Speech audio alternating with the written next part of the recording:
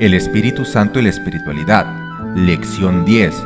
El Espíritu Santo, la palabra y la oración. El propósito de la lección de esta semana es que sin oración no tendríamos poder espiritual en nuestra vida, porque la oración nos conecta con la fuente de ese poder.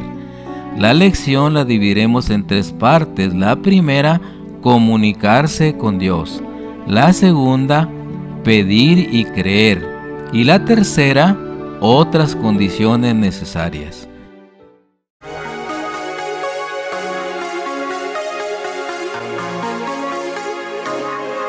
Frecuencia cristiana.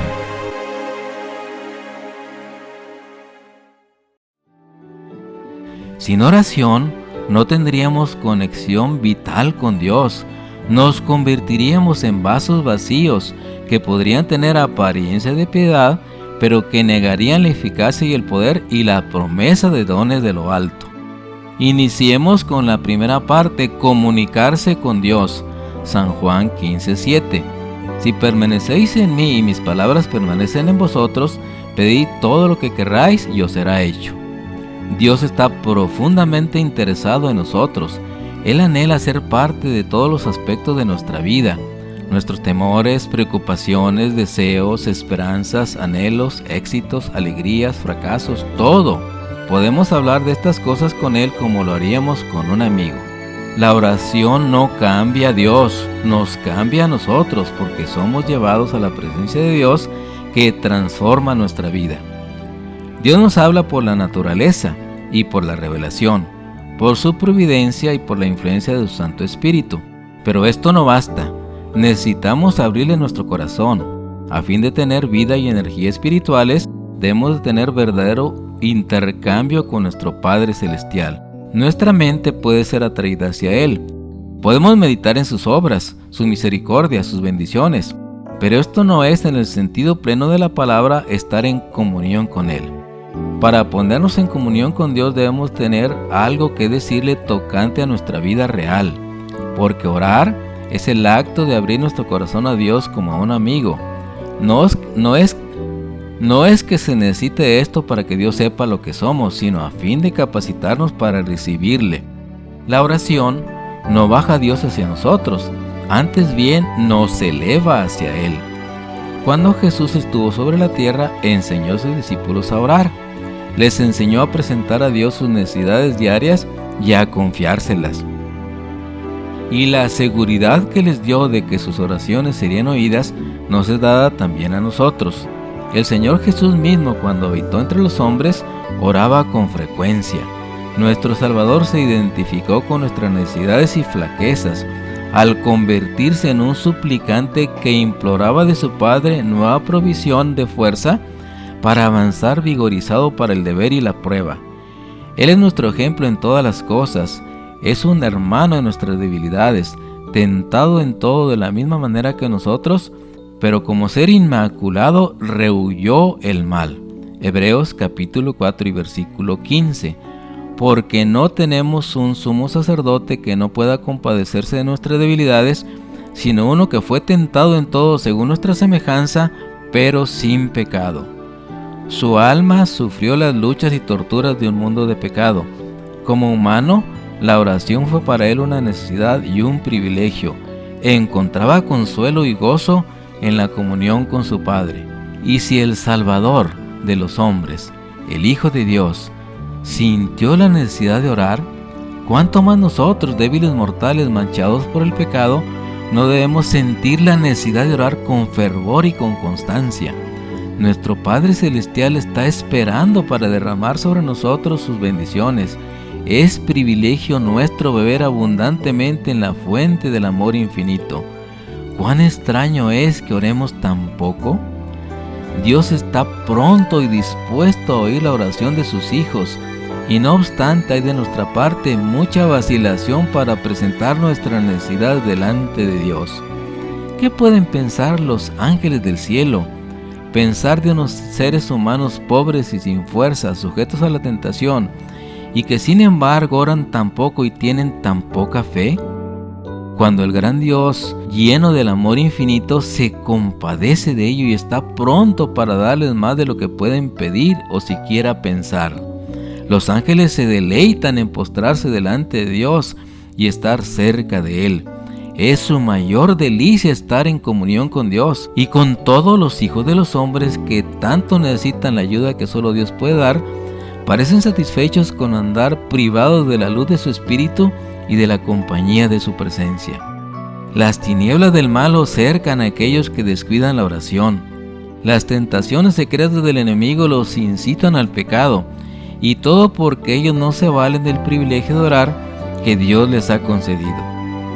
¿Por qué los hijos e hijas de Dios han de ser tan remisos para orar? Cuando la oración es la llave en la mano de la fe para abrir el almacén del cielo, donde están atesorados los recursos infinitos de la omnipotencia. Sin oración incesante y vigilancia diligente, corremos el riesgo de volvernos indiferentes y de desviarnos del sendero recto.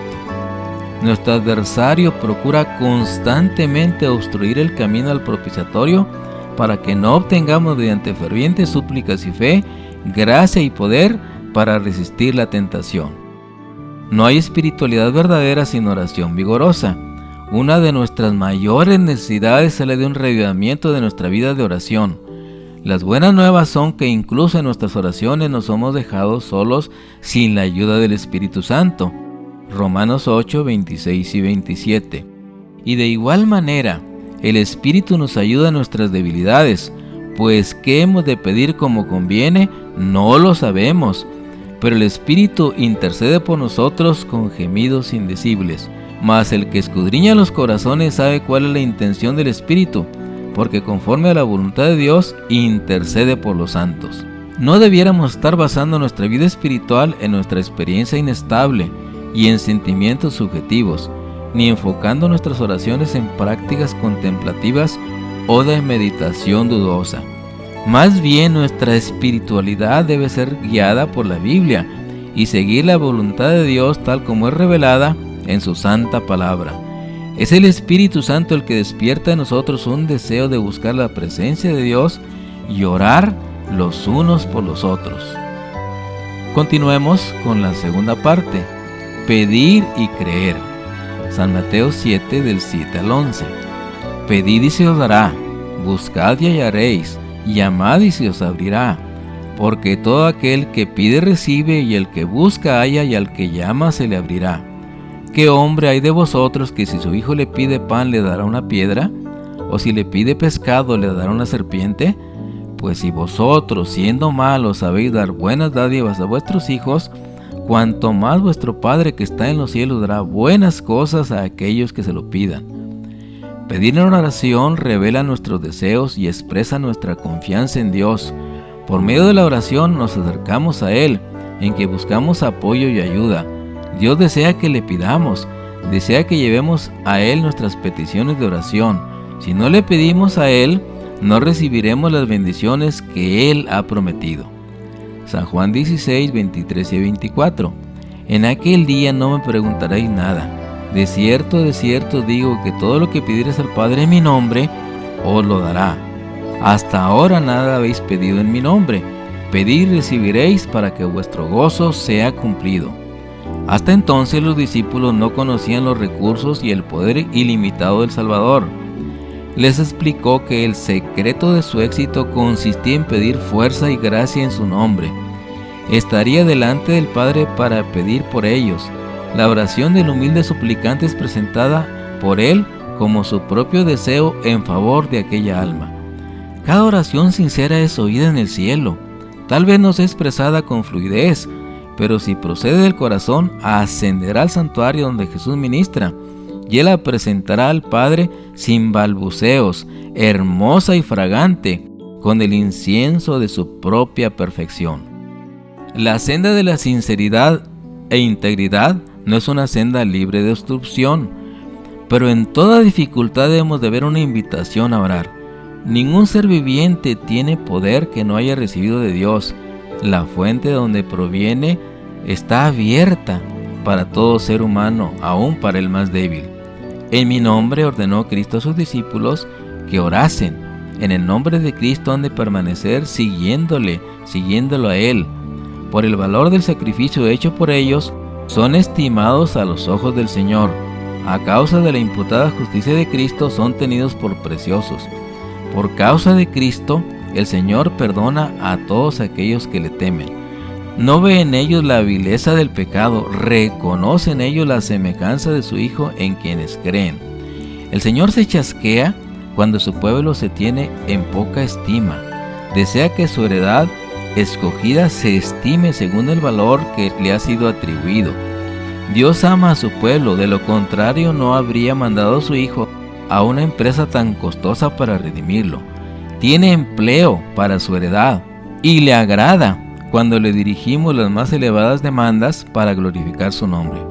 Podemos esperar grandes cosas si tenemos fe en sus promesas, pero orar en el nombre de Jesucristo significa mucho, significa que hemos de aceptar su carácter, manifestar su espíritu y realizar sus obras.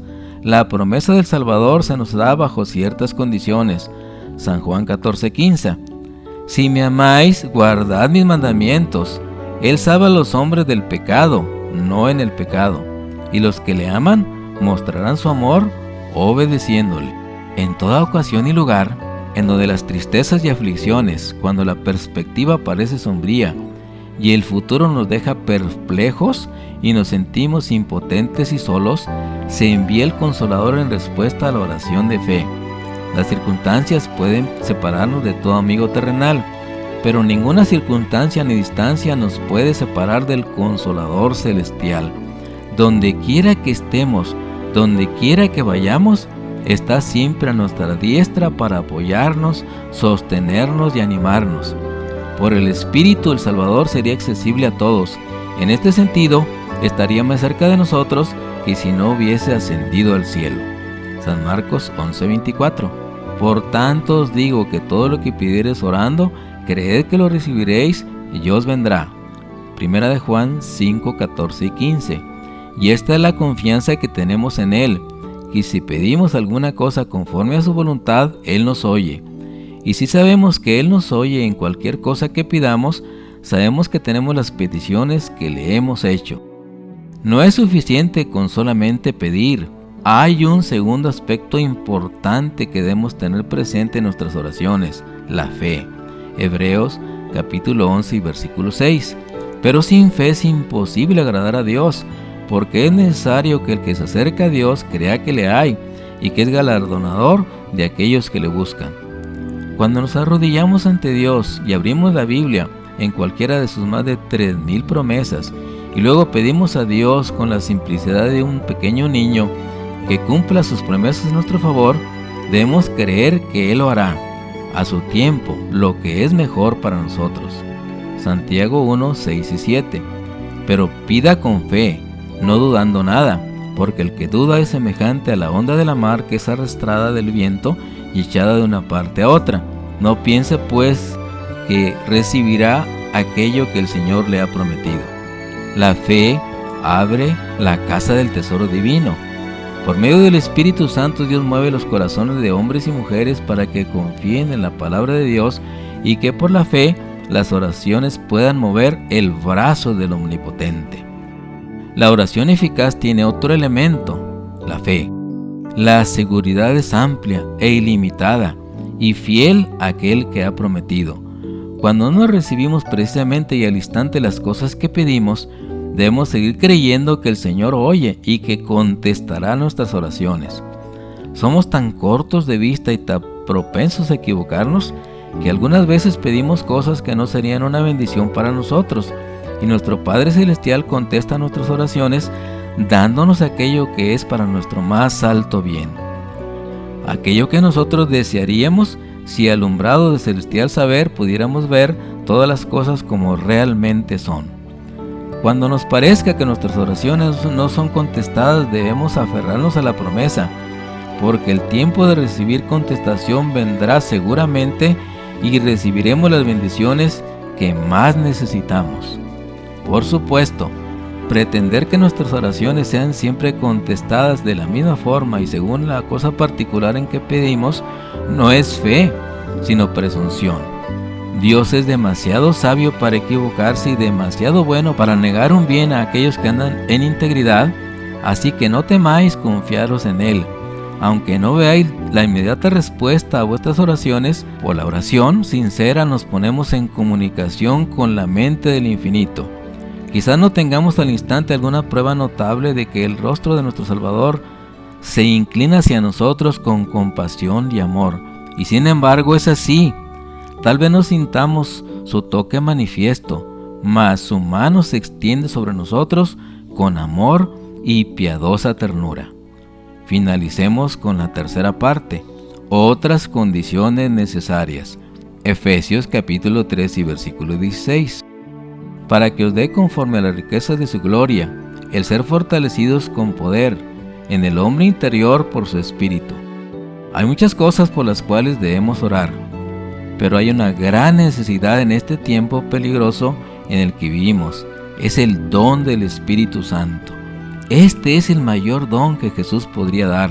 Al otorgar el Espíritu Santo, Dios no podría haber dado más a su pueblo. No hay nada que pueda añadirse a este don. Hay sin embargo un obstáculo importante: nosotros mismos. A menudo no estamos preparados para recibir al Espíritu Santo. Como en los días de la iglesia del Nuevo Testamento, debemos percatarnos de que primero necesitamos arrepentirnos y entregar nuestras vidas por completo a Jesús. Hechos 2:38. Pedro les dijo: arrepentíos y bautícese cada uno de vosotros en el nombre de Jesucristo para perdón de los pecados y recibiréis el don del Espíritu Santo. Debemos dar a Dios todo el corazón o no se realizará el cambio que ha de efectuarse en nosotros, por el cual hemos de ser transformados a la semejanza divina. La guerra contra nosotros mismos es la batalla más grande que jamás se haya librado. El rendirse a sí mismo, entregando todo a la voluntad de Dios, requiere una lucha, mas para que el alma sea renovada en santidad, debe someterse antes a Dios. El arrepentimiento comprende tristeza por el pecado y abandono del mismo. No renunciamos al pecado a menos que veamos su pecaminosidad. Mientras no lo repudiemos de corazón, no habrá cambio real en nuestras vidas. Muchos no entienden la verdadera naturaleza del arrepentimiento. Se entristecen por haber pecado y aún se reforman exteriormente porque temen que su mala vida les acarree sufrimiento. Pero esto no es el arrepentimiento en el sentido bíblico. Lamentan el dolor más bien que el pecado. La oración de David después de su caída ilustra la naturaleza del verdadero dolor por el pecado. Su arrepentimiento fue sincero y profundo. No se esforzó él por atenuar su culpa, y su oración no fue inspirada por el deseo de escapar al juicio que le amenazaba. Veía la enormidad de su transgresión y la contaminación de su alma. Aborrecía su pecado. No solo pidió perdón, sino que su corazón fuese purificado. Anhelaba el gozo de la santidad y ser restituido a la armonía y comunión con Dios. Sentir un arrepentimiento como este es algo que supera nuestro propio poder. Se lo obtiene únicamente de Cristo, quien ascendió a lo alto y dio dones a los hombres. Decidamos hoy utilizar diaria y constantemente la oración, que es la llave en la mano de la fe, para abrir el almacén del cielo y pedir el mayor don que podemos recibir, la presencia y dirección del Espíritu Santo, para ser transformados en santidad y así estar listos para la inminente venida de nuestro Señor y Salvador Jesucristo. Y clamar como el rey David en oración sincera: crea en mí, oh Dios, un corazón limpio, renueva un espíritu recto dentro de mí. No me eches delante de ti y no quites de mí tu Santo Espíritu. Vuélveme el gozo de tu salvación y tu espíritu noble me sustente.